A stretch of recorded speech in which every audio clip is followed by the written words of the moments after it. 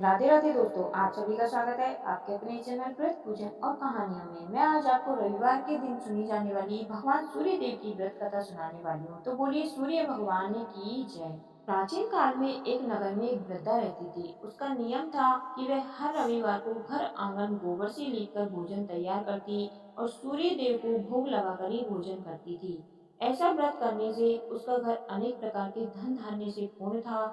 श्री हरि की कृपा से घर में किसी भी प्रकार का विघ्न या दुख नहीं था। सब प्रकार से घर में आनंद रहता था। इस तरह कुछ दिन बीत जाने पर उसकी एक पड़ोसन, जिसको गौ का गोबर वह वृद्धा लाया करती थी, वह विचार करने लगी कि यह वृद्धा सर्वदा मेरी गौ का गोबर ले जाती है, इसलिए अपनी गौ को घर के भीतर बांधने लग गई। वृद्धा को गोबर न मिलने से रविवार के दिन उसने घर को न लीप सकी, इसलिए उसने न तो भोजन बनाया और न ही भगवान को भोग लगाया तथा स्वयं भी भोजन ग्रहण नहीं किया। इस प्रकार उसने निराहार व्रत किया। रात्रि हो गई और वह भूखी ही सो गई। रात्रि में भगवान ने उसे स्वप्न दिया और भोजन न बनाने तथा भूख न लगाने का कारण पूछा। वृद्धा ने गोबर न मिलने का कारण सुनाया। तब भगवान ने कहा कि माता, हम तुमको ऐसी गौ देते हैं जिसे सभी इच्छाएं पूर्ण होती हैं, क्योंकि तुम सर्वदा रविवार को गौ के गोबर से घर को लीपकर भोजन बनाकर मेरा भोग लगाकर खुद भोजन करती हो। इससे मैं खुश होकर तुमको वरदान देता हूँ।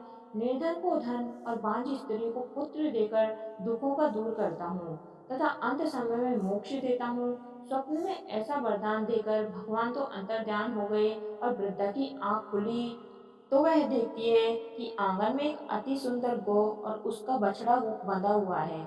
वह गाय और बछड़े को देखकर अति प्रसन्न हुई और उसको घर के बाहर बांध दिया।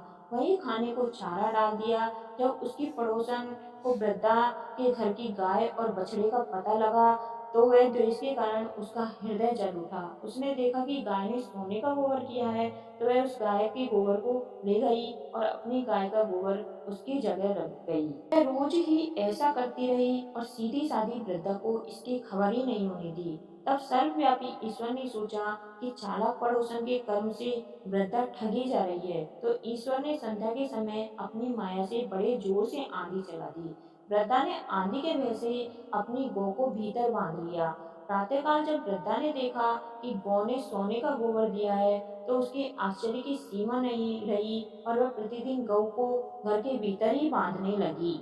उधर पड़ोसन ने देखा कि बुढ़िया गौ को घर के भीतर बांधने लगी है, तो उसका सोने का गोबर उठाने का दाव नहीं चला और वह ईर्ष्या से जल उठी। और कुछ उपाय देखकर पड़ोसन ने उस देश के राजा की सभा में जाकर कहा, महाराज, मेरे पड़ोस में एक वृद्धा के पास ऐसी गौ है जो आप जैसे महाराजाओं के योगी ही है।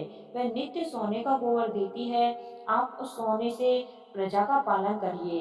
वह वृद्धा इतने सोने का क्या करेगी।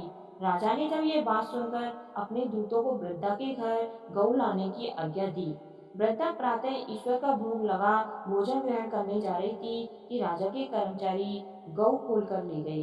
वृद्धा काफी रोई चिल्लाई, किंतु कर्मचारी उसके समक्ष कोई क्या करता।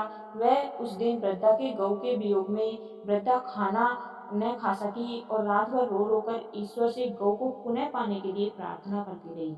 उधर राजा गौ को देखकर बहुत प्रसन्न हुआ, लेकिन सुबह जैसे ही वह उठा, सारा महल गोबर से भरा दिखाई देने लगा।